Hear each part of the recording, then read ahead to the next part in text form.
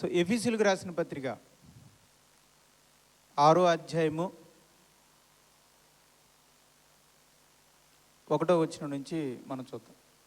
పిల్లలారా, ఇది అపోస్తలుడైన పౌలు ద్వారా ప్రభు మాట్లాడుతున్నాడు. పిల్లలారా, ప్రభువునందు పిల్లలైన వారందరూ జాగ్రత్తగా గమనించాలి. యవనస్తులు, పిల్లలు, తల్లిదండ్రులకు పెళ్లి కాని పిల్లలు ఎవరైతే ఉన్నారో వాళ్ళందరూ గమనించాలి. ఇది మీకు ఇస్తున్న ప్రభు మీకు ఇస్తున్న ఆజ్ఞ. పిల్లలారా, ప్రభువునందు మీ తల్లిదండ్రులకు విధేయులైయుండుడి. ఇది ధర్మమే. ఇది ధర్మం. ఇది ప్రభు ఇస్తున్నటువంటి ధర్మం ఏంటంటే, విశ్వాసులైన పిల్లలుగా మీరు మీ కన్న తల్లిదండ్రులకు మీరు విధేయత చూపించటం ప్రభు మీకు ఇస్తున్న ధర్మం. ఇది ప్రభు మీకు ఇస్తున్న విధి. ఇది మీరు పాటించినట్లయితే ప్రభు ఎంతగానో సంతోషిస్తాడు. ఇది పాటించడం వలన ప్రభు ఆనందపడటమే కాదు, పిల్లలుగా మీకు కూడా మేలు కలుగుతుంది. ఆ మేలు ఏంటంటే 2వ వచనంలో, నీకు మేలు కలుగునట్లు నీ తండ్రిని తల్లిని సన్మానింపుము. కనుక తల్లిదండ్రులను సన్మానించడం అంటే గౌరవించటం. తల్లికి తండ్రికి గౌరవం ఇస్తే అలా గౌరవించిన పిల్లలకు మేలు కలుగుతుంది. అదవుతుందా? రెక్లెస్గా, తిరకాసుగా, వ్యతిరేకంగా, దురుసుగా, లెక్కలేనట్టుగా ఉండటం అది కీడు, నష్టాన్ని కలిగిస్తుంది. అది మీరు తల్లిదండ్రులను గౌరవిస్తే, ఎక్కడో టీచర్ని గౌరవించడం కాదు, ఫ్రెండ్స్ని గౌరవించడం కాదు, సినిమా యాక్టర్స్ని గౌరవించడం కాదు, లేకపోతే క్రికెటర్స్ని గౌరవించడం కాదు. మొట్టమొదటిగా మన ఇంటిలో ఉన్న మన తల్లిదండ్రుల్ని మనం గౌరవించాలి, వారికి విధేయులై ఉండాలి. అలా ఉన్న వారికి మేలు కలుగుతుంది అని వాక్యం చెప్తుంది. ఏంటా మేలు? అప్పుడు నీవు భూమి మీద దీర్ఘాయుష్మంతుడవు అగుదువు.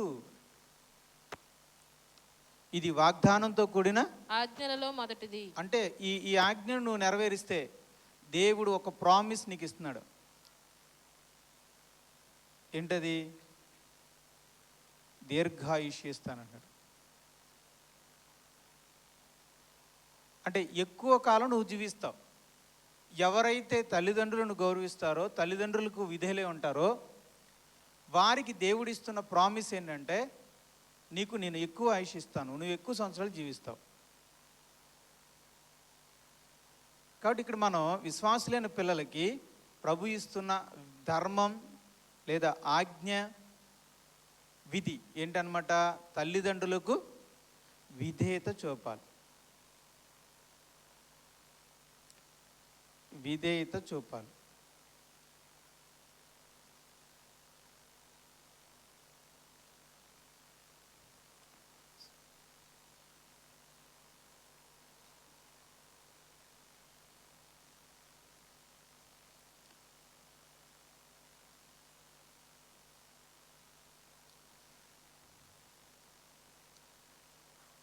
గౌరవించాలి. సో గౌరవించిన వారికి దేవుడిస్తున్న వాగ్దానం ఏంటి? సో గౌరవిస్తున్న వారికి దేవుడిస్తున్న వాగ్దానము దీర్ఘాయుష్యు.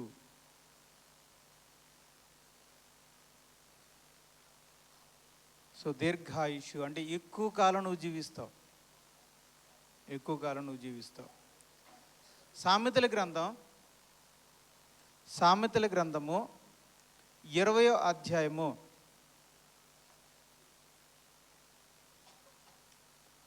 20వ అధ్యాయము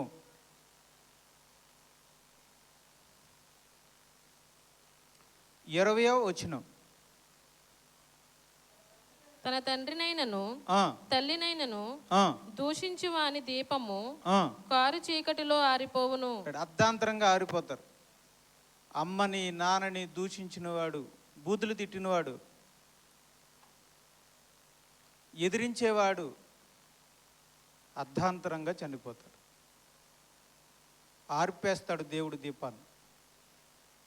కనుక చాలామంది అమ్మా నాన్నలకు ఎదురు తిరిగి బూతులు తిట్టడం, ఇవన్నీ మనం బూతులు తిట్టడం, ఎదురు తిరగడం, తిరస్కరించడం, లెక్కలేనట్టుగా ఉండడం, కన్నారని పెంచారని గౌరవం కూడా లేకపోవడం, అలా ఉన్నవారిని దేవుడు వారి దీపాన్ని అర్ధాంతరంగా అర్పిస్తాడు. అందుకే లేవీకాండం 20వ అధ్యాయము, లేవీకాండము 20వ అధ్యాయము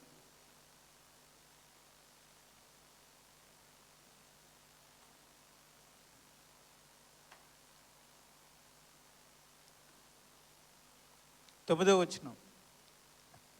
ఎవడు తన తండ్రినైనను తన తల్లినైనను దూషించునో వానికి మరణశిక్ష విధింపవలెను. ఎవరైతే తల్లిని తండ్రిని దూషిస్తాడో వారికి మరణశిక్ష విధించాలి. ఇశ్రాయేలు యొక్క పీనల్ కోడ్లో, చట్టంలో అమ్మా నాన్నలను బూతులు తిట్టిన వాడిని, అమ్మా నాన్నలను ఎదిరించిన వాడిని, అమ్మా నాన్నల్ని తిరస్కరించిన వాడిని చంపేయండి, మరణశిక్ష విధించండి అని ధర్మశాస్త్రం చెప్తుంది. ఇశ్రాయేలు యొక్క పీనల్ కోడ్ ఇది వాళ్ళు రాసుకున్నది కాదు, దేవుడు ఇచ్చినటువంటి రాజ్యాంగం. సో దేవుడు ఇచ్చినటువంటి రాజ్యాంగంలో అమ్మని నాన్నని తిట్టిన వాడిని రాళ్లతో కొట్టి మరణశిక్ష విధించండి అని చెప్తుంది.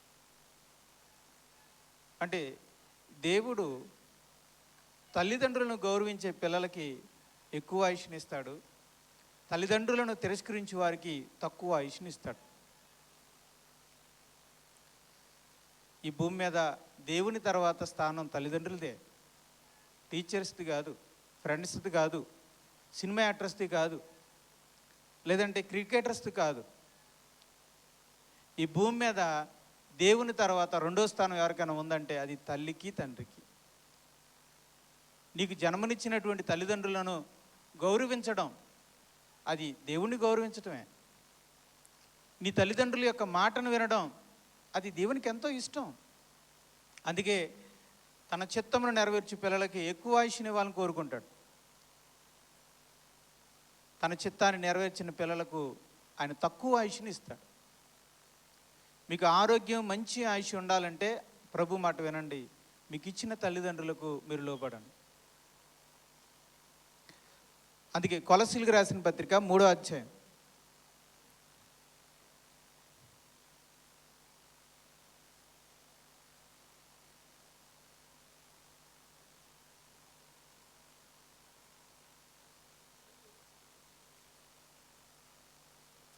కొలసీలకు రాసిన పత్రిక 3వ అధ్యాయము 20వ వచనం. పిల్లలారా అన్ని విషయములలో మీ తల్లిదండ్రుల మాట వినుడి. అన్ని విషయాలలో తల్లిదండ్రుల యొక్క మాట వినుడి. సో పిల్లలమైన మనకి ఏది కష్టం, ఏది ఇష్టం? మన మాట వినడం మనకి ఇష్టం, తల్లిదండ్రులు చెప్పే మాట వినడం కష్టం.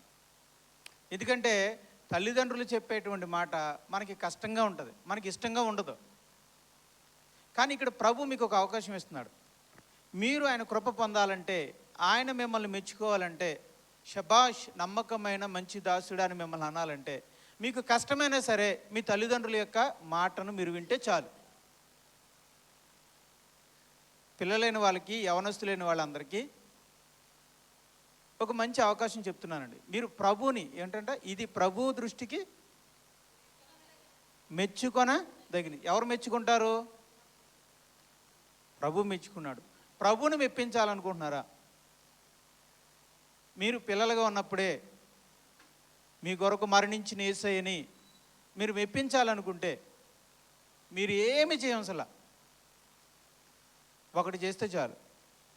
అమ్మను నాన్నను దేవుడిచ్చిన బహుమానాలుగా గుర్తించి, అమ్మగా నాన్నగా వారిని గౌరవించి, వాళ్ళు చెప్పేటువంటి మాటను వింటే చాలు. అది నీకు కొంచెం ఇష్టం లేకపోవచ్చు, కొన్ని సమయాల్లో అది కష్టమవుతుంది. ఎందుకంటే అది నీకు ఇష్టం ఉండదు. టీవీ కట్టే అనే మాట మనకి కష్టంగా ఉంటుంది, ఇష్టంగా ఉంటుందా? కష్టంగానే ఉంటుంది.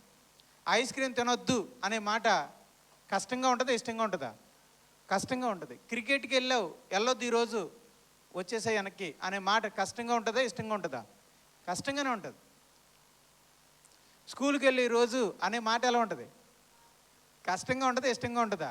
కష్టంగానే ఉంటుంది. ఎగ్జామ్స్కి ప్రిపేర్ అవ్వు, సాయంత్రం వచ్చాక హోంవర్క్ చేయి, ఆ తర్వాత ఆటలకు వెళ్ళు అనే మాట కష్టంగా ఉంటుంది, ఇష్టంగా ఉంటుందా? కష్టంగానే ఉంటుంది. ఇవన్నీ మనకి కష్టంగా ఉన్నా వాటిని ఇష్టపడగలిగితే, ఆ మాట మనం వినగలిగితే చాలండి. అంతే. మీరు పిల్లలుగా మీరు చేయాల్సిందల్లా ఏం లేదు, ఏమీ కాదు. మీరు పిల్లలుగా ప్రభు దృష్టిలో పడాలనుకుంటున్నారంటే, ప్రభు చేత మీరు మెప్పు పొందాలనుకుంటున్నారంటే, ప్రభు కృప మీరు పొందాలనుకుంటున్నారనుకుంటే, దేవుడు మీకు దీర్ఘాయుష్ని మేలుని దయచేయాలంటే, అసలు ఇంకో మాటలు చెప్పాలంటే, దేవుడు నిన్ను దీవించి ఆశీర్వదించాలి అంటే నువ్వు చేయాల్సిన పని ఒకటే ఉంది. సో నీ పేరెంట్స్ మాట నువ్వు వింటే చాలు. నాకు తెలుసు నీకు కష్టంగా ఉంటుందని, అయినా సరే మనకి కష్టంగా ఉన్నా సరే మనం ఇష్టపడి వాళ్ళ మాట వినడానికి మనం ప్రయత్నం చేయగలిగితే అందులో ఆశీర్వాదం ఉందన్న విషయం మర్చిపోతాం. మేలైనా కీడైనా నీ చేతిలోనే ఉంది. చిన్న వయసులోనే దేవుడు మేలు కీడులు మీ చేతిలో పెట్టాడు.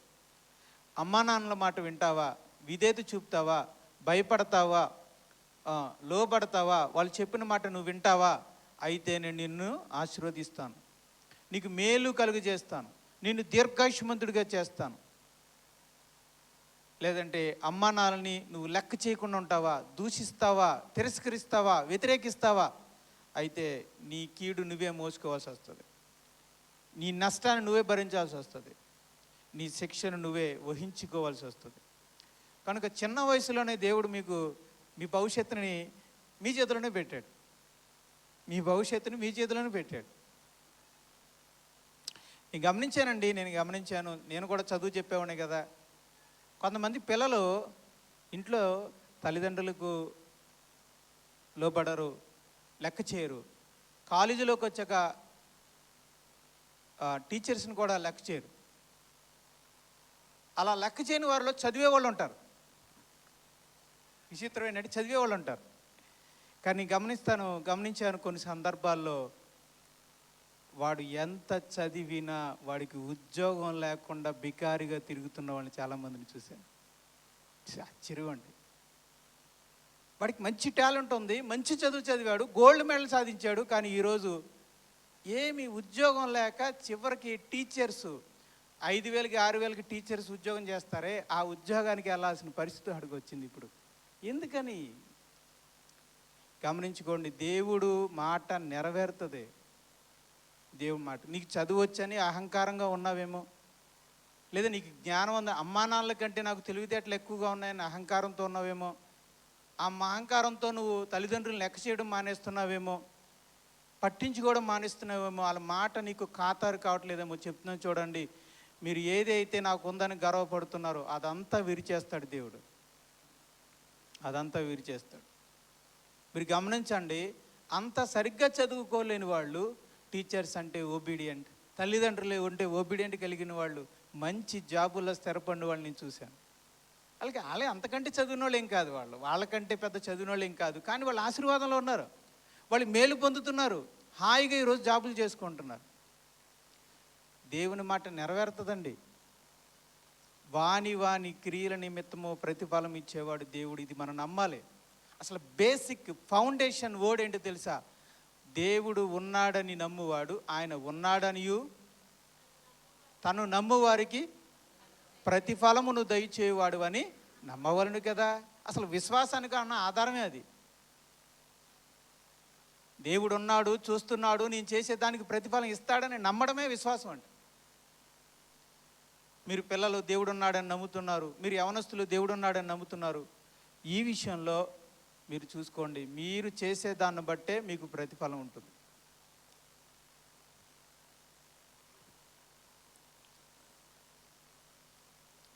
లేవియకాండము 19వ అధ్యాయము 3వ వచనం.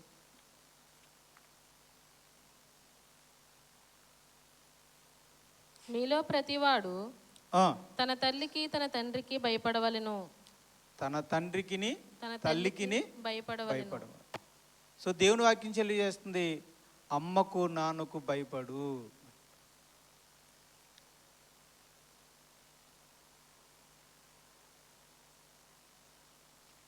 తల్లిదండ్రులకు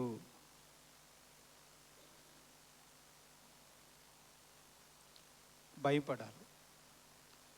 అలాగే తల్లిదండ్రుల మాట వినాలి అని అన్నాడు, చూసాం. మాట వినాలి.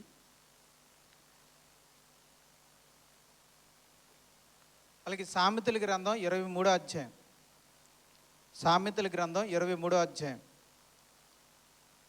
25వ వచనాన్ని మనం చూద్దాం. నీ తల్లిదండ్రులను మీ తల్లిదండ్రులను నీవు సంతోషపెట్టవలెను, నీవు సంతోష పెట్టవలెను. ఆజ్ఞ. తల్లిదండ్రులను సంతోషపరచవలెను.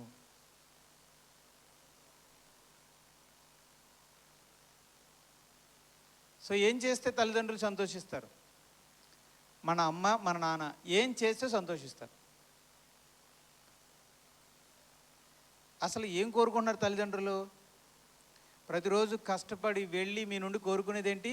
ఈ వయసులో చక్కగా స్కూల్కి వెళ్ళి చక్కగా చదువుకుంటే చాలు. సో చదువుకోవడానికి మీరు వెళ్ళటం వల్ల, చదువు మీద మీరు దృష్టి పెట్టడం వల్ల, ఆ చదువులో మీరు అభివృద్ధి చెందడం వల్ల మీ తల్లిదండ్రులు మీరు సంతోషపెట్టగలరు. లేదంటే మీరు ఒక పనికి పంపిస్తున్నారు, మీరు పిల్లలుగా పెద్ద వయసుకు వచ్చారు, యవ్వన కాలంలోకి వచ్చారు, మిమ్మల్ని పనికి పంపిస్తున్నారు. మీరు పనికి వెళ్ళి మీకు వస్తున్న కష్టాన్ని ఫలాన్ని అమ్మా నాన్నల చేతుల్లో నమ్మకంగా పెడితే వాళ్ళు సంతోషిస్తారు. పనికి వెళ్లకుండా, అటు చదువుకు వెళ్లకుండా దొలారుగా తిరిగితే, ఊరకనే మరి అనవసరంగా ఊళ్ళలంట తిరుగుతూ, లేదంటే పోకిరి వాళ్ళతో చేరి ఊరకనే తిరుగుతూ సమయాన్ని గడుపుతూ సోమరిపోతులుగా, బద్ధకస్తులుగా, తిండిపోతులుగా, వీలైతే చెడు అలవాట్లు నేర్చుకుని త్రాగుబోతులుగా ఒకవేళ తిరిగితే, బెట్టింగ్లని అవని ఇవని చెప్పి తిరిగితే తల్లిదండ్రులు సంతోషపడరు, బాధపడతారు. అందుకే కింద అంటున్నాడు, వాళ్ళని సంతోషపరచవలను కానీ నిన్ను కనిన తల్లిని ఆనందపరచవలెను. నా కుమారుడా, కాదు పైన మాట ఏంటమ్మా? నీ తల్లిదండ్రులను నీవు సంతోషపెట్టవలెను, నిన్ను కనిన తల్లిని ఆనందపరచవలెను. రైట్. కాబట్టి అంతే. కనుక సంతోష పెట్టాలి, ఆనందింప చేయాలి. ఆ కన్న తల్లిని ఆనందింప చేయాలి తప్ప బాధ పెట్టకూడదు. నేను మాట చెప్పానా, నీవు బాప్తీసం తీసుకొని నీకు మారు మనసు వచ్చేంత వరకు, నీకు మారు మనసు వచ్చి ప్రభు నీ హృదయంలోకి చేరేంత వరకు నీ హృదయం ఎప్పుడు అమ్మా నాన్నల మీద ఉండాలి. నా వలన అమ్మా నాన్నలు సంతోషపడాలి తప్ప నలుగురు మధ్యలో మా అమ్మ మా నాన్న నా వలన అవమానపడకూడదు. పలానా బిడ్డ, పలానా కొడుకు, పలానా కూతురు వలన దేవుడు నా తల్లిదండ్రులు అవమానపరచకూడదు అన్న జీలు ఉండాలి మనలో, జీలు ఉండాలి. నాకు లేక నేను చెప్పట్లా, నాకు ఉండే నేను చెప్తున్నాను. నా చిన్నతనంలో అయితే నాకు అలాగే ఉండేది.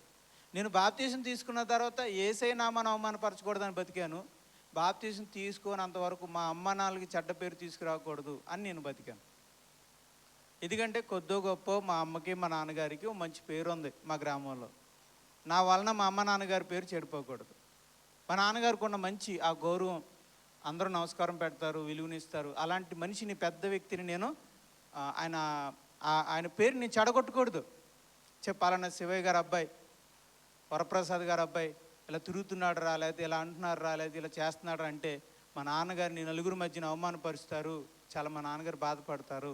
ఏం తక్కువ చేస్తున్నారు మా నాన్నగారు నాకు?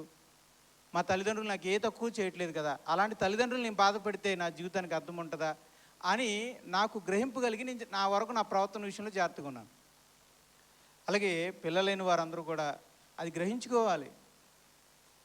ఓ మాటలు చెప్పాలంటే, ప్రేమ వ్యవహారాలకి దూరంగా ఉన్నానంటే, తిరిగిపోతూ తాగుబోతులకి దూరంగా ఉన్నానంటే, చెడ్డ అలవాట్లకి వెళ్లకుండా దూరంగా ఉన్నాను అంటే, చిన్న వయసులోనే, పల్లెటూరులో చిన్న వయసులోనే అలవాటు చేసుకుంటారు.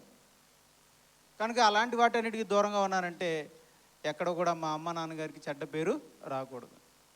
నేను కష్టపడి చదివానంటే కారణం ఫెయిల్ అయిపోతే, ఇదిగో ఎక్కడ పలానా వాళ్ళ అబ్బాయి ఫెయిల్ అయిపోయారంట అని ఎక్కడ మా అమ్మ నాన్న చూసి నవ్వుతారేమో జనం, ఎక్కడ చిన్నబుచ్చుతారేమోనని నిజంగా కష్టపడి చదివేవాడిని. అంటే ఆ ఆ చివరి నెల ఏదైతే ఉందో ఆ చివరి నెల చాలా కష్టపడేవాడిని. ఫెయిల్ అవ్వకూడదు, ఫెయిల్ అవ్వకూడదు, ఫెయిల్ అవ్వకూడదు. ఎంత తపన ఉండేదంటే ఫెయిల్ అవ్వకూడదు, ఫెయిల్ అయితే మా ఇంట్లో మా అమ్మ నాన్నగారిని గేలి చేస్తారు, లేదంటే మీ అబ్బాయి ఫెయిల్ అయిపోయాడంట కదా అని అంటారేమోనని అలా అనిపించకూడదు మా అమ్మ నాన్న అని చెప్పి రాత్రి 4 దాకా చదివి పొద్దున్నే 6 లేచి వెళ్ళి ఎగ్జామ్ రాయడానికి వెళ్ళేవాడిని.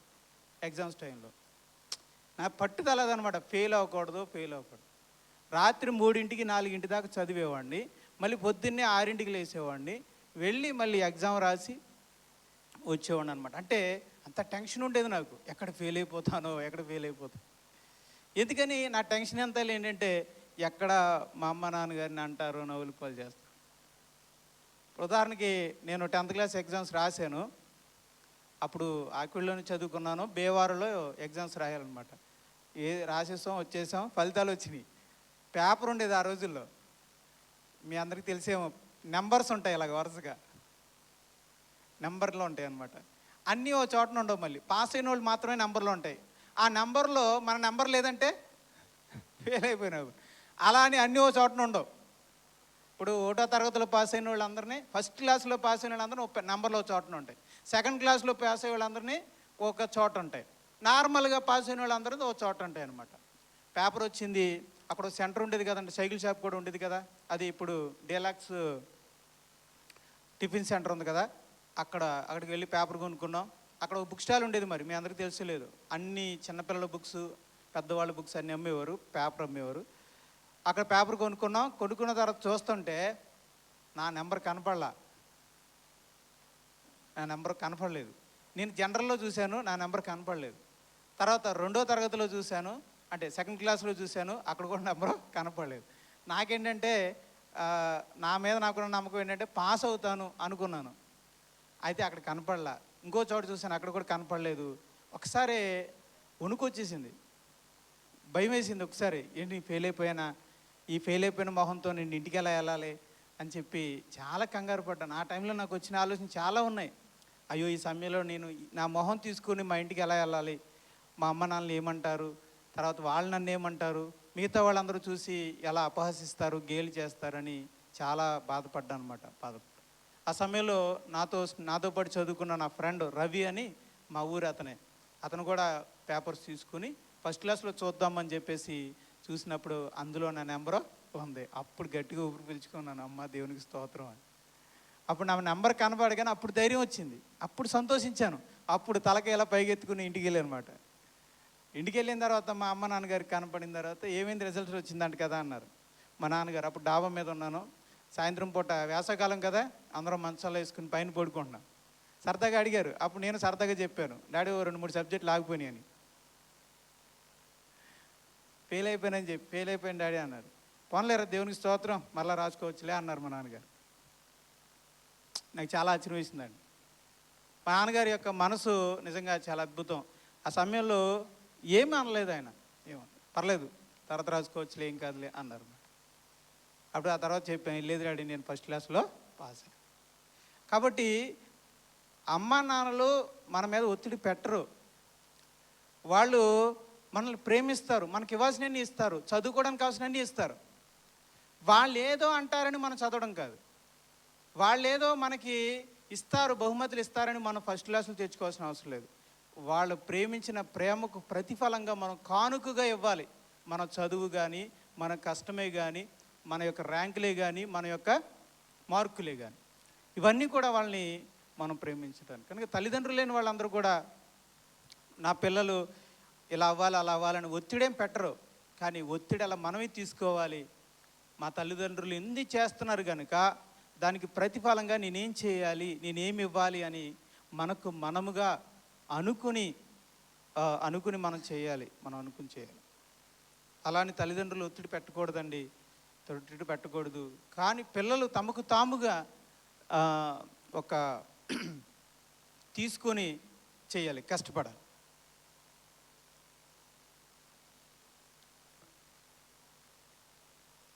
ఇక్కడ మనం చూస్తున్నాం, విశ్వాసులైన పిల్లలకి ప్రభు ఇచ్చిన విధులు ఏంటంటే, 1 తల్లిదండ్రులకు విధేయత చూపాలి, 2 గౌరవించాలి, 3 తల్లిదండ్రులకు భయపడాలి. 4వది, తల్లిదండ్రుల మాట వినాలి. తల్లిదండ్రులను సంతోషపరచాలి తప్ప బాధ పెట్టకూడదు. ఇవి చేస్తే ఇవన్నీ కూడా మన ప్రభు మెచ్చుకోదగిన విషయాలు.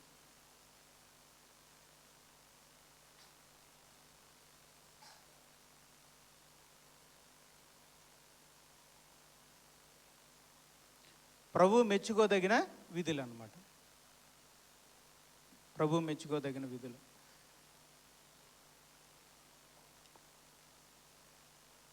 సామెతల గ్రంథము ముందుకు వెళ్దాం. ఇదంతా బాల్యం అండి. ఇదంతా బాల్యం అంటే ఎప్పటి వరకు? ఇదంతా చివరి వరకు ఉండాలి. ముఖ్యముగా ఇప్పుడు మనం వివాహమైన తర్వాత పిల్లలు పెద్దవాళ్ళు అవుతారు, అలాగే తల్లిదండ్రులు పెద్దవాళ్ళు అవుతారు, ముదిమి కాలానికి వచ్చేస్తారు. అప్పుడు ఏం చేయాలి?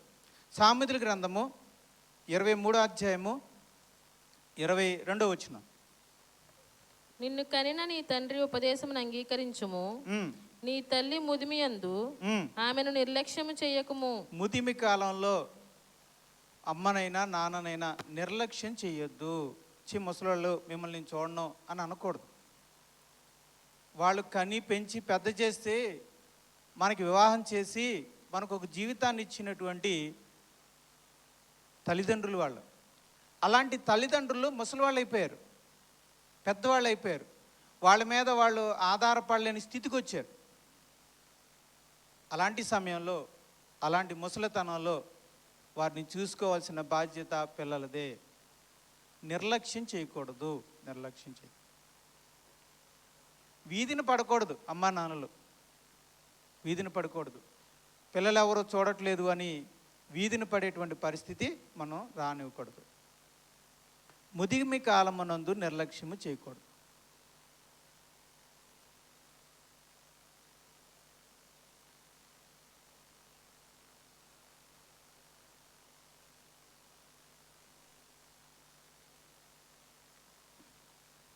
తిమోతికి రాసిన మొదటి పత్రిక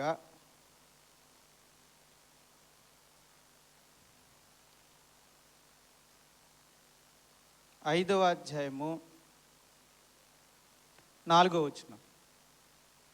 అయితే ఏ విధవరాలికైనను పిల్లలు గాని మనుమలు గాని ఉండిన ఎడల వీరు మొదట తమ ఇంటి వారి ఎడల భక్తి కనుపరుచుటకును తమ తల్లిదండ్రులకు ప్రత్యుపకారము చేయుటకును నేర్చుకొనవలెను.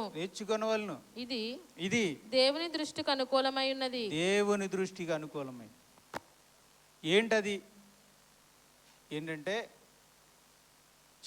భర్త చనిపోయాడు, ఆమె వృద్ధాప్యంలోకి వచ్చేసింది, ఆమెకు కష్టపడి తిని బ్రతికే అంత స్తోమత దాటేసింది, ముసలితనానికి వచ్చేసింది. అలాంటి ముసలితనంలో ఉన్నప్పుడు ఆ తల్లిని చూసుకోవాల్సిన బాధ్యత పిల్లలది. నాన్న ముసలోడైపోయాడు, మరి పనికి వెళ్ళలేడు, తను పోషించుకోలేడు. అలాంటి పరిస్థితికి తల్లిదండ్రులు వచ్చేసారు. అప్పుడు పోషించవలసినటువంటి బాధ్యత పిల్లలది. అలా చేయటం, ముసలితనములోనికి వచ్చిన తల్లిదండ్రులను చూసుకోవడం పిల్లల యొక్క ప్రత్యుపకారం. చూడండి, ఇక్కడ ఉదాహరణకి నేను చెప్తాను. తల్లిదండ్రులు పిల్లలని పోషించటం ఏంటది? ఉపకారం.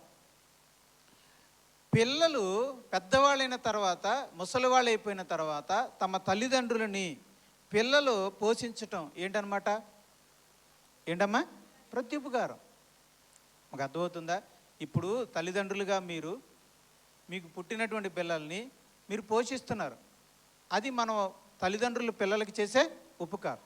రేపు మనం పెద్దయిన తర్వాత తల్లిదండ్రులు పెద్దవాళ్ళయ్యాక, ముసలి వాళ్ళు అయిపోయాక, వాళ్ళ మీద వాళ్ళు ఆధారపడలేక నీ మీద ఆధారపడే పరిస్థితి వచ్చినప్పుడు నీవు వారిని మోసి వారిని పోషించటం పిల్లలు చేసే ప్రత్యుపకారం. ప్రత్యుపకారం అంటే తల్లిదండ్రులు చేసిన ఉపకారానికి తిరిగి పిల్లలు చేస్తున్న ఉపకారమే ఈ ప్రత్యుపకారం. ఇది ఇలా ప్రత్యుపకారం చేయటం అనేది దేవుని దృష్టికి, చెప్పండి, దేవుని దృష్టికి అనుకూలమైంది. ఎప్పుడు చూడాలి? ఇప్పుడు ఉదాహరణకి మన మార్క్ గారు ఉన్నారు, సోదరులు మార్క్ గారు ఉన్నారు. ఉదాహరణకి ఆయనకి ఇద్దరు కుమారులకి పెళ్లి చేశారు. వారికి దేవుడిచ్చిన స్తోమతను బట్టి ఆయన రెండు ఇల్లు కట్టారు. ఒక్కొక్క కొడుకు ఇచ్చేశారు. ఇప్పుడు ఆయన ఒక చిన్న పాకేసుకుని అందులో ఉంటున్నారు. చిన్న గుడిసోటు వేసుకుని భార్య భర్తలుగా వాళ్ళిద్దరు జీవిస్తున్నారు. గేదెలు పెంచుతున్నారు. ఆ వచ్చిన ఆదాయంతో ఆయన కన్న కొడుకుల మీద ఆధారపడకుండా తన రెక్కల కష్టంలో ఆయన జీవిస్తున్నాడు.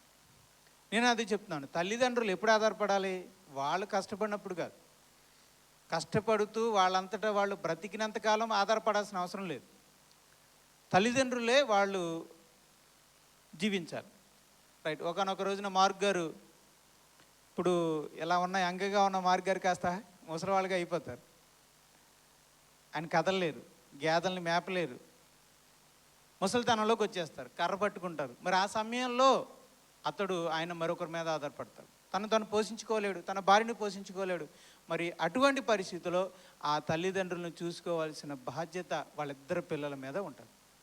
ఈ రోజున వాళ్ళు చూసుకోవట్లేదు, పర్వాలేదు, ఎందుకంటే చూసుకోవసరం లేదు. ఈరోజు వాళ్ళకి బలం ఉంది, అలాగే చేసుకోగలిగే స్తోమత ఉంది, వాళ్ళంతటా వాళ్ళు జీవించగలుగుతున్నారు. కానీ ఒక రోజు వస్తుంది, వృద్ధాప్యం వస్తుంది. అప్పుడు వాళ్ళు తమ పనులు తాము చేసుకోలేరు, తమ వంట తాము వండుకోలేరు, తమ బట్టలు తాము ఉతుక్కోలేరు. అలాంటి వృద్ధ పరిస్థితి వస్తుంది. ఆ సమయంలో చూసుకోవాల్సిన బాధ్యత వాళ్ళిద్దరు పిల్లలది.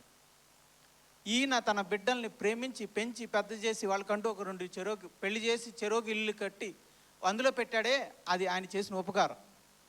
రేపు ఈయన ముసలివాడు అయిపోయిన తర్వాత ఆ కొడుకుల్లో ఇద్దరు తమ ఇంటిలోకి తెచ్చుకొని వృద్ధులైపోయిన ఆ తల్లిదండ్రుల్ని చూసుకోవడం పిల్లలుగా వాళ్ళు తల్లిదండ్రులకి చేసే ప్రత్యుపకారం. ఇది యెహోవా దేవునికి దృష్టికి అనుకూలమైన. చాలా మంచి మాట ఉందండి. ఇది భక్తిలో ఒక భాగం. అంటే పిల్లలు పెద్దవాళ్ళైపోయిన తల్లిదండ్రుల్ని, ముసలివాళ్ళైపోయిన తల్లిదండ్రుల్ని వాళ్ళ ముదిమి కాలం నందు వాళ్ళని పోషించడం, వాళ్ళని చూసుకోవడం విశ్వాసులైన పిల్లల యొక్క భక్తిలో ఒక భాగం. అంటే ఒకవేళ పిల్లలు తమ తల్లిదండ్రులను చూసుకోకపోతే అది భక్తి కాదు.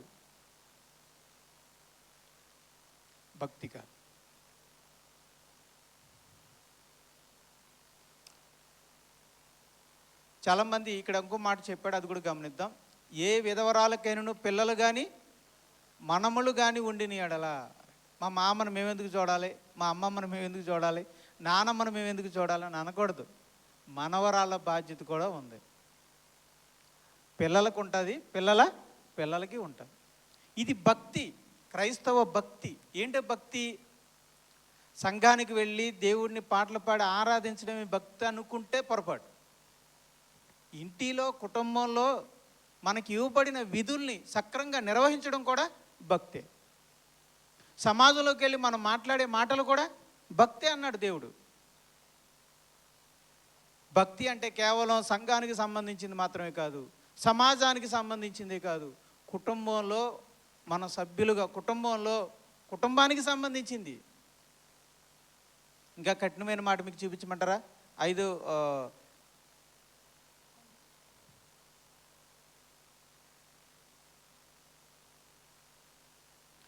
8వ వచనం.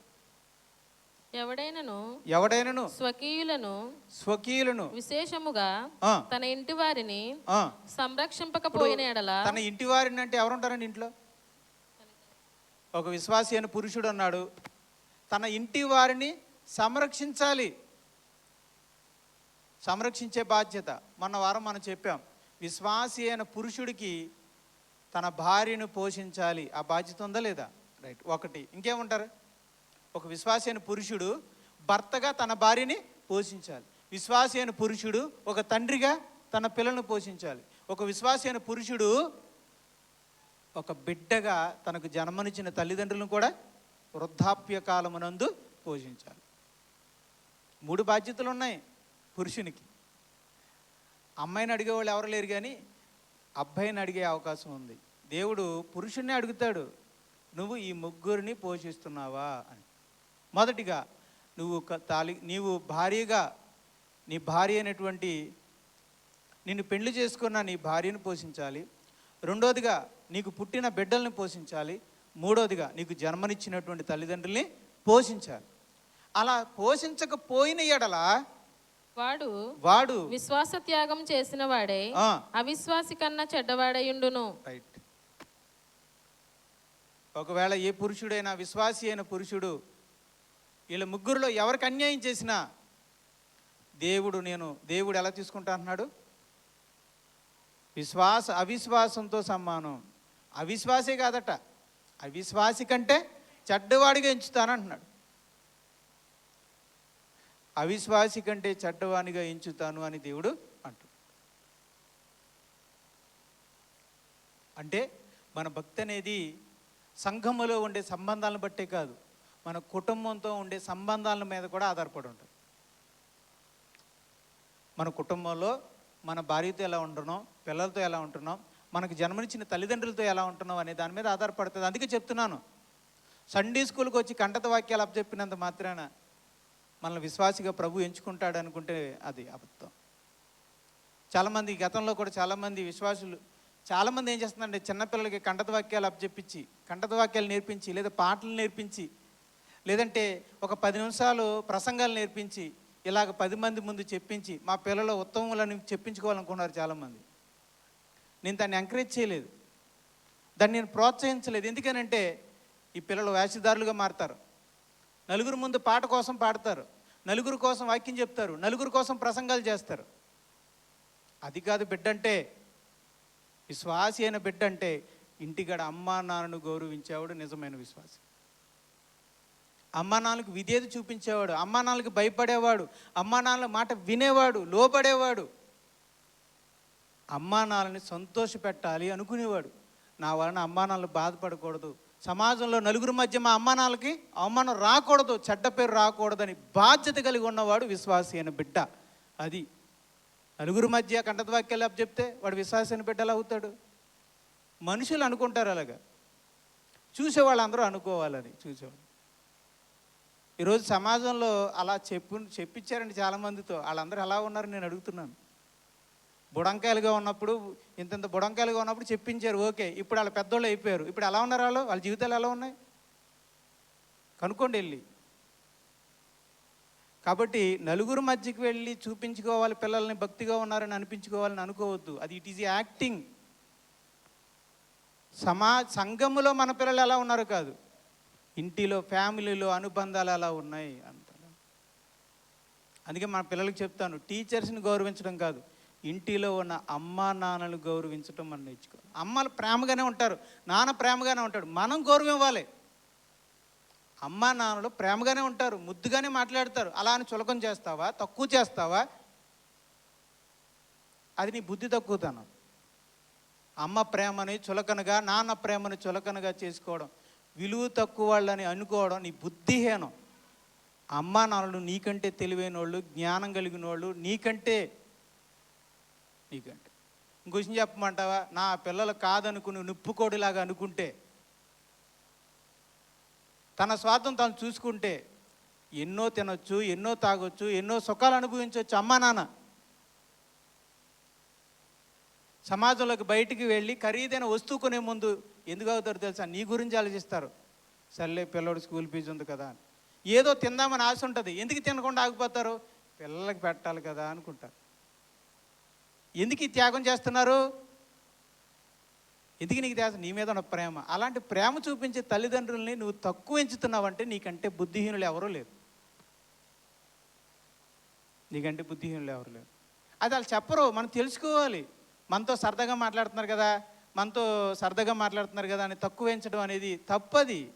అలా అలాగే మాట్లాడతారు. మరి పిల్లలతో ప్రేమగా మాట్లాడకపోతే రోయ్ వాయ్ అని పల్లెని వారితో కూర్చుంటారు ఏంటి? నువ్వు అర్థం చేసుకోవాలి, ఆ ప్రేమను అర్థం చేసుకోవాలి. ఒకటి తినగా, ఒకటి తాగగా, ఒకటి ఖర్చు పెట్టగా, ప్రతి రూపాయిని తీసుకొచ్చి నీ యొక్క భవిష్యత్తు కొరకు, నీ క్షేమం కొరకు పెడుతున్నారు అంటే అమ్మా నాన్నలు నీ పట్ల నీవు చూపే ప్రేమ. కొంతమంది పిల్లలు నేను చూశానండి, ఎంత చక్కగా చదువుకుంటారు, ఎంత శ్రద్ధగా ఉంటారు, ఎంత జాగ్రత్తగా ఉంటారు. ఎందుకు అలా? మా అమ్మ నాన్న నన్ను ప్రేమిస్తున్నారు, మంచిగా చూసుకుంటున్నారు, మా అమ్మ నాన్నలకి చెడ్డ పేరు రాకూడదు. ఆ బాధ్యత ఆ బిడ్డలకి దేవుడు ఇచ్చాడండి. అది ఆయన కృప. ఆయన కృప మన బిడ్డలకి రావాలి. ఆ కృప, ఆ బాధ్యత, ఆ ప్రేమ. మా అమ్మ నాన్నలకి నేను గౌరవించాలి, మా అమ్మ నాన్నలకి నేను ప్రేమ చూపించాలి, వాళ్ళకి చెడ్డ పేరు రాకూడదు, ఉన్నంతలో నేను మంచిగా చదవాలి, లేదా మంచిగా కష్టపడాలి, ఏదైనా ప్రయోజకుడు కావాలి, సమాజంలోనికి వెళ్ళి నేను మా అమ్మ నాన్నలకి చెడ్డ పేరు తీసుకురాకూడదని చాలామంది పిల్లలు భయము భక్తి ఉంటుందండి. విచిత్రం ఏంటంటే అన్ని జనుల్లో పిల్లలకు ఉంటుందండి. కొంతమందికి చాలా ఆశ్చర్యం వేస్తుందండి. క్రైస్తవులను పిలువబడుతున్న పిల్లల కంటే ఈరోజు అన్ని జనులను పిలువబడిన వారిలోనే అమ్మా నాన్నలకు గౌరవించి పాదాలకు కూడా నమస్కారం పెట్టుకునే వాళ్ళు చాలామంది ఉన్నారు. దౌర్భాగ్యం ఏంటంటే మేము క్రీస్తుని కలిగిన వాళ్ళం, క్రైస్తవులను చెప్పుకున్న వాళ్ళకే వాళ్ళ తల్లిదండ్రులు అంటే వాళ్ళకి విలువ లేకుండా పోయేది. నేర్పలేకపోతున్నాం మన పిల్లలకి మనం. లేదండి, నిజంగా అన్ని జనుల పిల్లలకి ఏమున్నాయండి ఆజ్ఞలన్నీ? కానీ వాళ్ళ అమ్మా నాన్నల్ని దైవ సమానులుగా భావిస్తారు. మనం దేవుని సమానులుగా భావించాల్సిన అవసరం లేదు. దేవుడి తర్వాత తల్లిదండ్రులే అని ఆ స్థానం ఇచ్చి గౌరవిస్తే చాలు. ఒక మాట చెప్తున్నాను, ఈ చిన్న వయసులో, ఈ యవ్వన కాలంలో మీ అమ్మా నాన్నకు మీరు ఇచ్చే దాన్ని బట్టే తర్వాత మీ భవిష్యత్తుకు దేవుడిస్తాడు. ఇచ్చిన దాన్ని బట్టి మీ భవిష్యత్తు ఉంటుంది.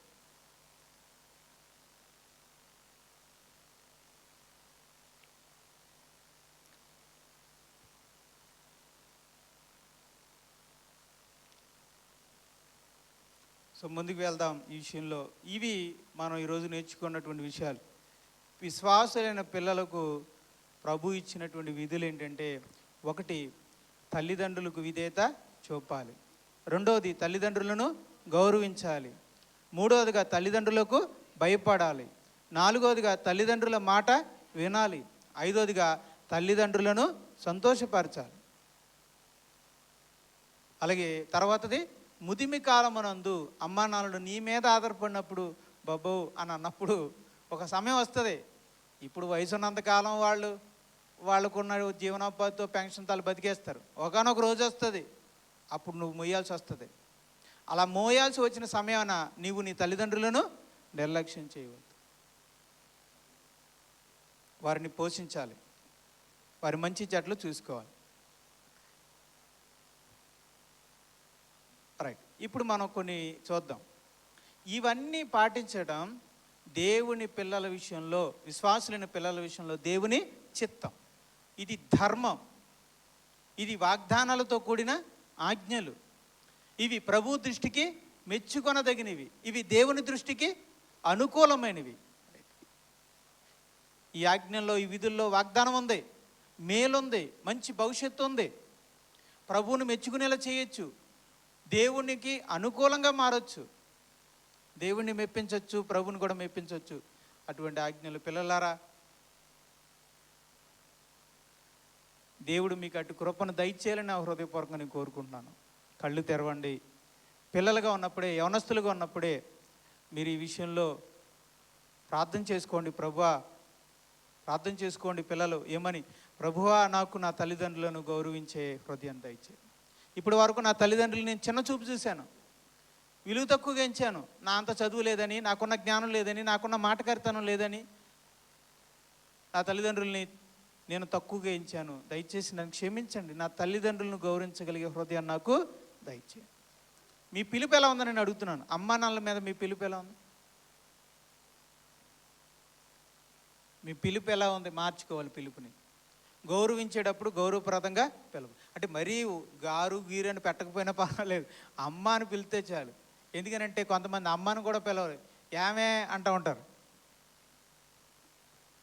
యామే అంటూ ఉంటారు. అలా వద్దు, తప్పు.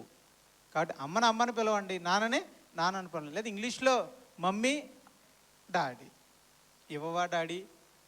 ఎందుకు ఈ మధ్యకాలంలో బాగానే ఉంటారు, ఫస్ట్లో daddy daddy daddy, mummy mummy. ఆ తర్వాత ఎందుకో డాడీ పోద్ది, మమ్మీ పోతుంది, ఏకవచనం వచ్చేస్తుంది. ఏకవచనం ఏంటి? ఇవ్వా, పెట్టో. ఫస్ట్లో ఏమంటారు? ఇవ్వు డాడీ అంటారు. ఆ తర్వాత ఇవ్వు అంటారు. ఆ తర్వాత ఎవ్వా అంటారు. ఏమైపోయిందని ఎండే కొలిది గౌరవం తగ్గిపోయింది. కాబట్టి ఈ గౌరవం తగ్గకూడదు. ఇవ్వు డాడీ అని ఎలాగైతే ఇప్పుడు గౌరవంగా అంటున్నారో భవిష్యత్తులో కూడా అలాగే ఉంటుంది. నేను కొంతమంది చూశానండి, అన్ని జనుల పిల్లలే నాన్నగారండి, అమ్మగారండి అంటున్నారండి వాళ్ళు. ఊరినాయను, అసలు నాకు ఎంత ఆశ్చర్యం వేసిందో. నాన్నగారండి ఆకివీడు వెళ్ళమంటారా అండి అంటున్నాడు. వాళ్ళ పిల్లలు అలా అంటున్నారు. ఊరి నాయనో, మాకు అసలు నాన్నే రావట్లేదు, ఈయనకి నాన్న గారు. సరే, అంటే ప్రవర్తనలో గౌరవం ఉండాలి, పిలుపులో కూడా గౌరవం ఉండాలి. గారు పెట్టకపోయినా పర్లేదు మాకు, నాన్న అని అంటే చాలు. అమ్మ గారు అని గారులు పెట్టకపోయినా పర్లేదు, అమ్మకే అమ్మ అని ప్రేమతో పిలిస్తే చాలు, అవమానపరచుకుంటే చాలు. కాబట్టి ప్రార్థన చేయండి. అలాగే తల్లిదండ్రులుగా మనం కూడా ప్రార్థన చేద్దాం. అయ్యా, మా పిల్లలు మంచివాళ్ళుగా ఉండాలి. వాళ్ళు తల్లిదండ్రులను గౌరవించేవారుగా, తల్లిదండ్రులను ప్రేమించేవారుగా, తల్లిదండ్రుల కొరకు సంతోషపెట్టేవారుగా నా బిడ్డలు ఎదగాలి ప్రభువా. నా బిడ్డలు ఎదగాలి, వాళ్ళ గౌరవం రావాలి. గౌరవప్రదంగా మనం కూడా ఉండాలి తల్లిదండ్రులుగా. వాళ్ళు గౌరవించాలంటే, మనకు భయపడాలంటే గౌరవించే విధంగా తల్లిదండ్రులుగా మనం ఉండాలి. గౌరవప్రదంగా మనం ఉండాలి. వాళ్ళని ప్రేమించాలి. మన స్వార్థం మనం చూసుకోకుండా పిల్లల యొక్క మంచి చెడులను మనం చూసుకుంటే, మనం ఇచ్చే ప్రేమను బట్టి వాళ్ళు మనం ప్రేమిస్తారు. చాలామంది పిల్లలకి సమయాన్ని ఇవ్వరు. చాలాసార్లు చెప్తాను, సమయాన్ని ఇవ్వండి అని అంటారు. ఫోన్లు చేసుకోవడానికి, టీవీ చూసుకోవడానికి, బయటికి వెళ్ళి తిరగడానికి, ఊర్లు వెళ్ళడానికి, లేదా డ్యూటీ చేయడానికి, ఉద్యోగం చేయడానికి, ఇంకెప్పుడు ఇట్లకే పనిచ్చి పిల్లలకి ఇవ్వకపోతే రేపు అన్న రోజున పిల్లలు మనతో మంచిగా ఉండాలంటే. నాకు తెలిసిన ఒక తల్లి ఉందండి, భర్త చనిపోయాడు, ఒకే ఒక కూతురు కలిగి ఉంది. ఎంత ప్రేమించిందో, ఆ బిడ్డ కోసం ఎంత సంపాదించిందో, ఎంత ప్రయాసపడిందో. ఆమె భర్త లేకపోయినా నిరాశపడకుండా తనకున్న చిన్న చదువు ద్వారా చక్కగా ఏ పాలసీలు కట్టించుకుంటా చాలా కష్టపడింది. తిరిగి ఆ ఊరు తిరిగి ఈ ఊరు తిరిగి అవి కట్టించి ఈ కట్టించి ఈ పిల్లని ఎంత చక్కగా చదివించింది. కానీ అయ్యి తిరిగి అన్నీ కట్టి మళ్ళీ వ్యాపారాలు చేసి అన్నీ చేసింది. కానీ పిల్లతో కలిసి ఆ చిన్నతనంలో ఉన్నప్పుడు కలిసి జీవించే అవకాశం అమ్మాయికి కలగలేదు. సమయాన్ని ఇవ్వలేకపోయింది. ఈరోజు పిల్ల పెద్దదైపోయింది, 10th క్లాస్ ఇంటర్మీడియట్ వయసు వచ్చింది. ఇప్పుడు తల్లితో ఉండడానికి ఇష్టపడలేదు. తల్లికి ఇప్పుడు తిరిగి కొరికింది, పెద్ద అయిపోయింది కదా, తిరగలేకపోతుంది అంతా.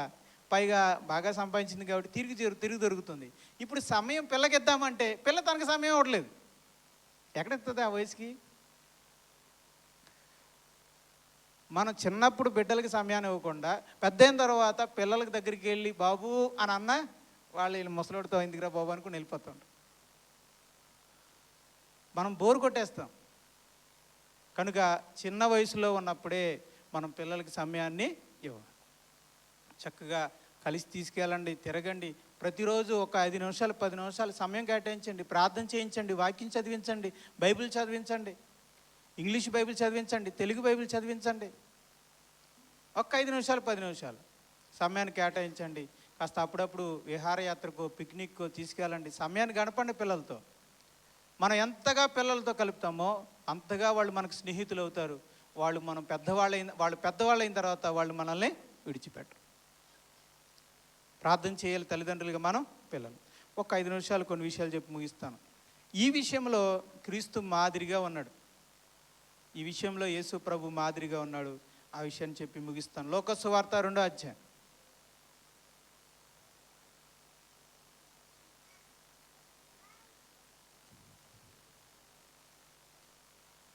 లోక సువార్త 2వ అధ్యాయము 51వ వచనం.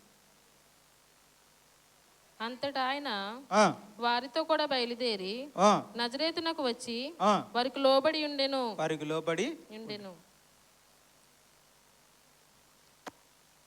యేసుక్రీస్తు వారు తనకు తల్లిదండ్రులుగా ఉన్న భూమి మీద తనకు తల్లిదండ్రులుగా దేవుడు ఉంచాడు యేసేపుని మరియని.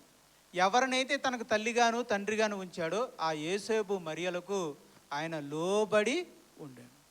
వాళ్ళు ఏ ఊరిలో ఉన్నాడో ఆ ఊరికి వెళ్ళాడు. వాళ్ళు ఎక్కడ ఉన్నాడో అక్కడికి వెళ్ళాడు. ఏ ఇంటిలోకి తీసుకెళ్తే ఆ ఇంటిలోకి వెళ్ళాడు. ఒక బాలుడిగా వారి చేతిలో ఆయన దీనుడిగా ఉన్నాడు, లోబడి ఉన్నాడు. ఎవరు? యేసు ప్రభు. ఆది యందు ఈ భూమి ఆకాశములను కలిగించిన ఆ దైవ కుమారుడు ఒక మనిషిగా ఈ లోకానికి వచ్చినప్పుడు అమ్మా నాన్నలకు లోబడ్డాడంటే మీరు అన్నారు, ఒరే యేసు కాస్త కొట్టుగాడికి వెళ్ళి పట్టురారా అని అమ్మంటే యేసు ప్రభు ఏం చేశాడనమాట, కొట్టుగాడికి వెళ్ళి తెచ్చాడు. ఇప్పుడు యేసు కొంచెం ఆ చెక్కలు కొయ్యలేకపోతున్నాను కానీ అయ్యా 4 ఇలా పట్టురారా అని అంటే యేసు ప్రభు ఏం చేసి ఉంటాడు, అలాగే డాడీ, అలాగే నాన్నగారు వస్తున్నాను తెస్తున్నానండి. ఎందుకు అసలు ఆయనకేంటి, అసలు ఆయన జ్ఞానం ముందు కానీ, ఆయన శక్తి ముందు కానీ, ఆయనకున్న సామర్థ్యం ముందు కానీ, ఆయనకున్న దైవత్వం ముందు కానీ వాళ్ళిద్దరూ కూడా ఎందుకు పనికిరాని వాళ్ళు, ఎందుకు పనికిరాని వాళ్ళు యేసు ప్రభుతో పోల్చుకుంటే. అలాంటి తల్లిదండ్రులు ఏ మాట చెప్పినా ఆ మాట ఆయన వింటున్నాడు, వాళ్ళకి లోబడుతున్నాడు, వాళ్ళకి విధేయులుగా ఉన్నాడు, వాళ్ళు చెప్పిన మాట వింటున్నాడు. ఎందుకనంటే ఇది దేవుని ఆజ్ఞ. నీవు నీ తల్లిదండ్రులను సన్మానించుము, ఆయన మాట వినము, వాళ్ళని సన్మానించుము అని అన్నాడు కనుక వాళ్ళని సన్మానిస్తూ దేవుని ఆజ్ఞ చెప్పున వాళ్ళని సన్మానిస్తూ వాళ్ళ చెప్పే ప్రతి మాట వింటున్నాడు, వాళ్ళకి లోపడ్డాడు. ఒకరోజు 12 సంవత్సరాల వయసులో ప్రతి సంవత్సరం పస్కా పండుగను ఆచరించడానికి యెరూషలేము వెళ్ళేవారు. అక్కడ దేవాలయంలో వాళ్ళు ఆరాధించేవారు, దేవుణ్ణి పూజించేవారు. అలా పూజించడానికి తన తల్లిదండ్రులతో పాటు యేసు ప్రభు వెళ్ళాడు. అలా వెళ్ళిన తర్వాత ఆరాధన 7 రోజులు జరిగింది. ఈ 7 రోజుల ఆరాధన ముగించుకున్న తర్వాత అక్కడ తల్లిదండ్రులు అందరూ కూడా వెళ్ళిపోతున్నారు. అంటే నజరేతు నుండి వెళ్ళిన దేవుని యొక్క భక్తులందరూ కూడా వెళ్ళారు, 7 రోజులు ఉన్నారు, మళ్ళీ వెళ్ళిపోతున్నారు. అందరూ కట్టకట్టుకుని వచ్చారు, అందరూ కట్టకట్టుకుని వెళ్ళిపోతున్నారు, బంధువులందరూ, ఊరు వారందరూ కూడా. తీరా యేసు ప్రభు ఇంకా దేవాలయంలోనే ఉన్నాడు. అందరూ తిరిగి వెళ్ళిపోదాం అనుకుని అందరూ సదిరేసుకుని వెళ్ళిపోతూ ఉంటే చూశారు యేసు ప్రభు ఎక్కడున్నాడా అని, అది యేసు ఎక్కడున్నాడా అని చూశారు, నెతికారు, కనపడలేదు. అప్పుడు వాళ్ళు అనుకున్నారు ఆ పిల్లలతో పాటు అందరితో కలిసి బయలుదేరిపోయి ఉంటాడు, పద మనం కూడా బయలుదేరిపోదాం అనుకుని మరియా యేసేపులు కూడా బయలుదేరిపోయారు. తీరా 2 రోజులు, ఒక రోజు ఎదరికెళ్ళిపోయేదాకా అలా ఒక రోజు ఎదరికెళ్ళిపోయారు, ఒక రోజంతా నడుచుకుంటూ వెళ్ళిపోయారు. అలా వెళ్ళిపోయింది, సగం దూరం వెళ్ళిపోయారు. వెళ్ళిపోయిన తర్వాత ఎంత నెతికినా యేసు వాళ్ళు పెట్టి కనపట్లా. అప్పుడు యేసు కనపడట్లేదని వాళ్ళు ఏం చేశారంటే ఇక లేడు, మన మధ్యలో లేడు అని ఆలోచించుకుంటూ ఇక వెనక్కి తిరిగారు. బిడ్డలు కనపడకపోతే ఎలా ఉంటుందండి, గుండె ఆగిపోతుంది కదా తల్లిదండ్రులకి. మొన్న ఎలక్షన్ టైంలో నేను పిల్లల్ని బయట పెట్టి ఓటేయడానికి లోపలికి వెళ్ళానండి. ఓటేసి బయటకు వచ్చేసరికి పిల్లలిద్దరు లేరండి. అసలు నిజంగా ఎంత టెన్షన్ అయిపోయిందంటే, పిల్లలిద్దరూ లేరు, అసలు గజగజ అయిపోయింది. నా నోటంటే మాట రావట్లేదు, ఫోన్ని పట్టుకోలేకపోతున్నాను, చెయ్యి వణుకుపోయింది పిల్లలు. ఎంత భయం వేసిందో, ఎంత భయం. అలాగా కుమారుడు యేసు తమ కుమారుడు లేడన్న విషయం తెలియగానే గజగజ వణుకుపోయింది మరియా. వెంటనే ఏడ్చుకుంటూ నెతుక్కుంటూ, ఒకవేళ దారి మధ్యలో సమరయలో సుకారాలో ఎక్కడన్నా ఆగిపోయాడా, ఎరుకోలు ఏమైనా ఆగిపోయాడా, లేకపోతే ఎక్కడన్నా అలాగా అడుగుతూ ఎక్కడ దాకా వచ్చేసారు, యెరూషలేముకి వచ్చేసారు. 3 రోజుల తర్వాత కనుక్కున్నారట అక్కడ యెరూషలేములో. ఇంతకు యేసుప్రభు ఎక్కడున్నాడంటే దేవాలయంలో కూర్చున్నాడు, మత పెద్దలు చెప్పే దేవుని వాక్యాన్ని వింటున్నాడు, వింటూ వాళ్ళని ప్రశ్నలు అడుగుతున్నాడు, జవాబులు తెలుసుకుంటున్నాడు. దేవుని పనిలో ఉన్నాడు ఆయన, దేవుని పనిలో ఉన్నాడు. ఏం చేస్తున్నాడు ఈ 3 రోజులు పాపం, ఎక్కడ పడుకున్నాడు, ఏం తిన్నాడు ఆయన? దేవుని సన్నిధిలో ఉండాలి, దేవుని వాక్యాన్ని వినాలి, ఆ దేవుని వాక్యాన్ని ధ్యానించడంలో ఆయన 3 రోజులు ఉండిపోయాడు. 12 ఏళ్ల వయసులోనే. ఏం ఆసక్తి అండి, ఏం ఆసక్తి. 12 ఏళ్ల వయసులోనే దేవుని సన్నిధిలో ఉండాలి, దేవుని మాటలు వినాలి, వాటిని ధ్యానించాలి, ప్రశ్నలు వేయాలి, దానికి జవాబులు తెలుసుకోవాలనే శ్రద్ధ, ఆసక్తి 12 ఏళ్ల వయసులోనే ఆ బిడ్డకే వచ్చేసి ఉంటే వీళ్ళు కనుగొని యేసుప్రభుని పట్టుకుని ఏడవడం మొదలుపెట్టారు. యేసు, నువ్వు ఎందుకమ్మ ఇలా చేసావు, మమ్మల్ని ఇంత బాధ పెట్టావు అని. అప్పుడు యేసుప్రభు అన్నమాట, నేను నా తండ్రి పనుల మీద ఉండవలనని మీరు నన్ను ఎందుకు ఎదుగుతున్నారమ్మా, నన్ను ఎందుకు తీసుకెళ్ళిపోవాలనుకుంటున్నారు? నేను నా తండ్రి పనుల మీద ఉండవలనని మీరు ఎరుగురా అన్న మాట కాడ ఒక చిన్న ఫుట్నోట్లో ఏమని ఉంటుంది చూడండి. నేను తండ్రి మందిరములో ఉండవలనని అంటే యేసుప్రభు ఏమనుకుంటున్నాడు, ఈ దేవాలయంలోనే ఉండిపోవాలి అనుకుంటున్నాడు. కానీ తల్లిదండ్రులు ఏమన్నారు చదవండి, తల్లిదండ్రులు ఏమన్నారు, ఆ మాటకి తల్లిదండ్రులు ఏమన్నారు? ఆయన ఆ, తమతో చెప్పిన మాట వారు గ్రహింపలేదు. ఆ, అంతటా ఆయన వారితో కూడా బయలుదేరి ఆ. నజరేతుకు వచ్చి వారికి లోబడి ఉండెను. రైట్. తనకు దేవాలయంలోనే ఉండాలని ఉన్నా, ఆ బోధకుల మాట వినాలని ఉన్నా, దేవుని సంగతులు తెలుసుకోవాలని ఆసక్తి తనకున్నా, అమ్మా నాన్నలు వచ్చేయి అని అన్నారని వాళ్ళ కోసం ఆయన వెళ్ళిపోయాడండి. గ్రహింపు లేని వాళ్ళు అమ్మా నాన్నలు ఇద్దరు, తెలివి తక్కువ వాళ్ళిద్దరు అయినా సరే అమాయకులైన అమ్మా నాన్నలు వచ్చే నాయనా నువ్వు వచ్చే అని అన్నారని వాళ్ళ కోసం వెళ్ళిపోయాడు యేసుప్రభు. అది అది అది అది అక్కడ పాయింట్. అది వాళ్ళేమో ఆయనకంటే తెలివైన వాళ్ళేం కాదు. తాను దేవుని మందిరంలో ఉండాలని ఆసక్తి తనకు ఉంది, అయినా సరే అమ్మా నాన్నలు వచ్చేయమన్నారని వెళ్ళిపోయాడు. ఇప్పుడు యేసుప్రభుకున్న ఇష్టం ఏంటి? దేవాలయంలో ఉండాలని. ఇప్పుడు ఇంటికి వచ్చే అనే మాట ఆయనకి కష్టంగా ఉంటుందా, ఇష్టంగా ఉంటుందా? కష్టంగా ఉంటుంది. కష్టంగా ఉన్నా ఇష్టం లేకపోయినా దేవాలయాన్ని విడిచిపెట్టి అమ్మా నాన్నల వెనకాల వెళ్ళాడు. నజరేతుకు వెళ్ళి వారికి లోబడి ఉన్నాడు. అది యేసు ప్రభు చూపిన మాదిరి అన్నమాట. ఆయన చూపకుండా మనకు ఆజ్ఞ ఇవ్వలేదు నాన్న. ఆయన ఆచరించకుండా ఒరే పిల్లలారా మీరు అందరూ మీ అమ్మ నాన్నలకు లోబడి ఉండండి అని యేసు ప్రభు ఏమంటలా. ఆయన పాటించే మీకు ఆజ్ఞ ఇస్తున్నాడు.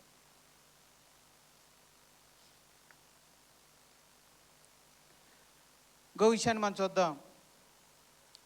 52వ వచనం. యేసు ఆ, జ్ఞానమందును ఆ, వయసునందును ఆ, దేవుని దయందును ఆ, మనుషుల దయందును ఆ. వర్ధిల్లుచుండెను. వర్ధిల్లుచుండెను. ఎప్పుడు ఎప్పుడు వర్ధిల్లాడు ఆయన? తన తల్లిదండ్రులకు లోబడి. అదే చెప్తున్నాడు, ఆశీర్వాదం ఉంటుంది. వర్ధిల్లుతావు, చదువులో వర్ధిల్లుతావు, ఉద్యోగంలో వర్ధిల్లుతావు, భార్య విషయంలో వర్ధిల్లుతావు, పిల్లల విషయంలో వర్ధిల్లుతావు, నువ్వు చేయి పనులన్నిటి విషయంలో నువ్వు వర్ధిల్లుతావు. ఎప్పుడంటే దేవుడు నీకు ఇచ్చిన అమ్మ నాన్నలకు నువ్వు లోబడినప్పుడు. అందుకే అంటున్నాను, చిన్న వయసులో నువ్వు ఎలా ఉంటావో భవిష్యత్తులో నీకు బహుమానాలు అలా ఉంటాయి, ప్రతిఫలం అలా ఉంటుంది అన్నమాట. నేను మాట చెప్తాను, చెప్పడానికి సమయం లేదు కాబట్టి రెఫరెన్స్ లేకుండానే చెప్తున్నాను. యేసు ప్రభు బాప్తీసం పొందారు 30 ఏళ్ల వయసు వరకు. వాళ్ళకి లోబడి ఉన్నారు. 30 ఏళ్ల వయసులో బాప్తీసం పొందారు, సేవ చేయడానికి వెళ్ళారు. ఆయన కపెర్నహూములో సేవ పరిచర్య చేస్తున్నారు. అమ్మ నాన్న లేరు, అమ్మ మరియా ఉంది, తమ్ముళ్ళు ఉన్నారు. వాళ్ళని తీసుకొని యేసు ప్రభు దగ్గరికి వచ్చింది. ఏంటి మా అబ్బాయి నన్ను వదిలేశాడు, తర్వాత సేవలో ఉన్నాడంట, ఎక్కడున్నాడు ఏంటని నెతుక్కుంటూ వచ్చింది మరియా. నెతుక్కుంటూ వచ్చి యేసు ప్రభుని కనుగొంది. ఆయన రానాయన ఇంటికి వెళ్ళిపోదామని చెప్పేశానంటే అప్పుడు ప్రభు ఏం చేశాడో తెలుసా? లేదమ్మా, నేను నీ దగ్గరికి రావడం కాదు, ఇప్పుడు నువ్వే నా దగ్గరికి రావాలి అని చెప్పి నజరేతులో ఉన్న అమ్మని పిల్లల్ని తమ్ముళ్ళని తీసుకుని ఎక్కడికి వచ్చాడంట? కపెర్నహూముకి వచ్చాడు. వారిని ఒక ఇంటను ఉంచాడు. ఇప్పుడు నేను అడుగుతున్నాను, గమనించండి. చిన్నప్పుడు అమ్మ ఎక్కడికి రమ్మంటే అక్కడికి వెళ్ళాలి, పెద్ద అయిన తర్వాత పిల్లోడు ఎక్కడికి వెళ్ళాలంటే అక్కడికే అమ్మ వెళ్ళాలి. ఆ విషయం మర్చిపోతు. చిన్నతనంలో మనం ఎక్కడికి వెళ్ళాలంటే అక్కడికి పిల్లలు రావాలి. పెద్ద అయిన తర్వాత మనం బిడ్డ మీద ఆధారపడినప్పుడు బిడ్డ ఎక్కడికి వెళ్ళాలంటే అక్కడికి వెళ్ళాలి. నేను హైదరాబాద్ రాను అని అంటే ఎలా కుదురుతుంది? ఆయన ఉద్యోగం ఆడు చేసుకుంటున్నాడు. బిడ్డ హైదరాబాద్కి వెళ్ళిపోయాడు ఉద్యోగానికి, ఆడికి వెళ్ళిపోయాడు. నీ కోసం పల్లెటూరుకి ఎలా వస్తాడు? నువ్వే ఆయన దగ్గరికి వెళ్ళాలి. పెద్ద వయసు వచ్చేస్తుందిగా నీకు. నువ్వు నజరేతుని విడిచిపెట్టి ఆడికి వెళ్ళాలి, కపెర్నహూముకి వెళ్ళాలి. నేను గమనించండి. రానైనా నజరేతు కంటే చిన్నప్పుడు నజరేతుకి వచ్చేసాడు. ఇప్పుడు నజరేతుకి రా అంటే ఆయనే ఉన్నాడు, నేను రానుగానమ్మా, నువ్వే నేను ఉండే కపెర్నహూముకు వచ్చాను. కనుక పెద్దవాళ్ళైన తర్వాత, వృద్ధులుగా మారిన తర్వాత వృద్ధులే పిల్లల దగ్గర ఉండాలి. వాళ్ళు ఎక్కడికి వెళ్తే ఆడికి వెళ్ళాలి. అంతేగాని మొంకు పట్టి నేను మా ఇంటికడే ఉంటాను, మా ఊర్లోనే ఉంటాను, నువ్వే ఇక్కడికి రా అంటే ఎలా కుదురుతుంది? మరి వాళ్ళ ఉద్యోగాలు, వాళ్ళ పరిచర్యలు, వాళ్ళ భార్య, వాళ్ళ పిల్లలు, వాళ్ళ సంసారాన్ని అంతా విడిచిపెట్టుకుని నీ కోసం వెనకొస్తారా? లేదు కదా. నువ్వే వాళ్ళ దగ్గరికి వెళ్ళాలి. నీ వయసు పెద్దవాళ్ళు అయిపోయిన తర్వాత, పెద్దవాళ్ళు అయిపోయాక మన పని, మనం పెద్దవాళ్ళుగా ఉన్నాం, పెద్ద వయసు వచ్చేదాకా నేనైనా సరే, నా భార్య అయినా సరే, పెద్ద వయసు వచ్చేదాకా మా కాళ్ళ మీద మేము నిలబడతాం. ఇక మా వయసు అయిపోయిన తర్వాత పిల్లల మీద ఆధారపడాలనుకున్నప్పుడు ఇక ఈడ్చుకుంటా, కాళ్ళు ఈడ్చుకుంటా పిల్లల దగ్గరికి వెళ్ళాల్సిందే. వాళ్ళు ఎక్కడుంటారో ఆ టైంకి తెలియదు, కానీ వాళ్ళ దగ్గరికి వెళ్ళాలి మనం. లేదు నాకు కుదరదు, నేను ఉన్న చోట నేను ఉండాలనుకుంటే పిల్లలు వచ్చి చూడలేరు అనమాట. ఆ విషయాన్ని కూడా గమనించండి. ఈ విషయాన్ని గమనించండి. చిన్న వయసులో ఉన్నప్పుడు పిల్లల మాట, తల్లిదండ్రుల మాట పిల్లలు వినాలి. పెద్ద వయసు వచ్చిన తర్వాత పిల్లల మాటే తల్లిదండ్రులు వినాలి. అది కూడా ఉంది. ఇబ్బంది పెట్టకూడదు. ఎందుకంటే చిన్నతనంలో పిల్లలు మన మీద ఆధారపడతారు కనుక మన మాట వినాలి. పెద్ద వయసు వచ్చిన తర్వాత మనమే వాళ్ళ మీద ఆధారపడుతున్నాం కాబట్టి మనమే వాళ్ళ మాట వినాలి, వాళ్ళని ఇసికించకూడదు. ఆ విషయాన్ని పెద్దవాళ్ళు అయిన తర్వాత మనం గమనించాలన్నమాట. చివరిగా మాట చెప్తున్నాను. యేసుక్రీస్తు వారు చనిపోతున్నప్పుడు వెళ్ళిపోతున్నారు. ఆయన పరలోకానికి ప్రాణం పెట్టి వెళ్ళిపోతూ ఉంటే తన తల్లిని తన శిష్యుడైన యోహానుకి అప్పగించి వెళ్ళాడు. అప్పగించాడా లేదా? అప్పగించి వెళ్ళాడు. అంటే అక్కడ అర్థమవుతుంది ఏంటంటే తల్లిదండ్రుల పట్ల భారమును బాధ్యతను కలుగు. అమ్మ నేను వెళ్ళిపోతే అమ్మ పరిస్థితి ఏంటి అన్నమాట. ఓ మాట చెప్తున్నాను. ఒకవేళ పిల్లలిద్దరూ కూడా ఒకవేళ అమెరికా వెళ్ళిపోయారు అనుకోండి, ఆవిడేం చేస్తారు? ఒకటి మిమ్మల్ని అమెరికానే తీసుకెళ్ళిపోవాలి, లేదంటే మిమ్మల్ని ఎవరికైనా చుట్టాల దగ్గర పెట్టాలి. పెట్టినప్పుడు మనం వినాలి, తప్పదిక. మరి నేను నీ శిష్యుడైన యోహాను గారి ఇంటి దగ్గర నేను ఉండనని మరి అమ్మ అందా? అనలేదు కదా. కొడుకు చెప్పినట్టే అమ్మా ఇక్కడి నుంచి యోహాను గారి ఇంట్లో ఉండమ్మా అని అన్నాడు. ఆ రోజునే ఆ శిష్యుడు ఆమెను ఇంటిని చేసుకున్నాడంట. ఆ రోజు నుంచి ఆమె ఆయన ఇంటికి వెళ్ళిందంట, తల్లిగా వెళ్ళింది. విషయాల్ని మనం భవిష్యత్తులో లోతుగా తెలుసుకుందాం. రైట్, ఈరోజు మనం పిల్లల గురించి మాట్లాడుతున్నాం. విశ్వాసులైన పిల్లల విధుల గురించి ఈరోజు మాట్లాడుకున్నాం.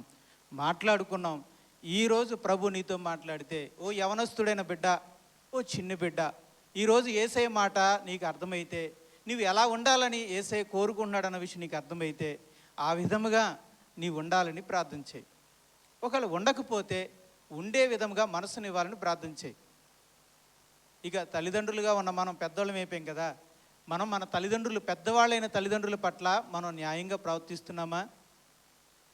మనపై ఆధారపడుతున్న మన తల్లిదండ్రులపై మనం ప్రత్యుపకారాన్ని చూపించగలుగుతున్నామా? లేకపోతే అవిశ్వాసుల కంటే చెడ్డవాని వారుగా దేవుడు మనల్ని ఎంచుతాడు.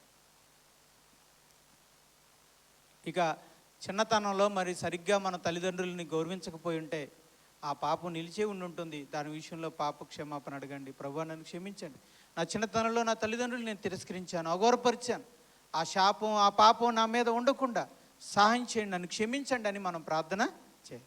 దయచేసి అందరం మోకరించండి, ప్రార్థన చేసుకుంటాం.